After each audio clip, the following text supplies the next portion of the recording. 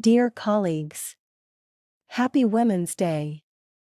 I am truly honored to know such incredible women as you. I wish you a happy Women's Day and a lovely life. Stay strong and work towards your dreams.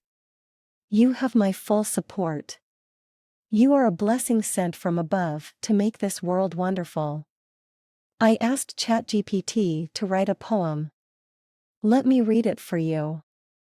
To all the teachers who work online. On this special day, I pen this line. You light up screens with your knowledge and care, and guide your students from here to there.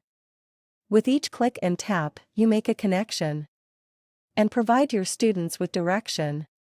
You inspire, you motivate, you empower, and make your students' dreams tower. In this digital world, you navigate, and make sure no student is left to fate. You embrace technology with grace and skill, and ensure that learning is never still. On this Women's Day, we honor you for all the hard work that you do.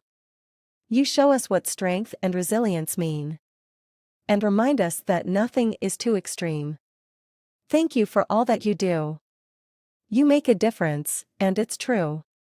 We celebrate you today and always for your dedication and unwavering ways.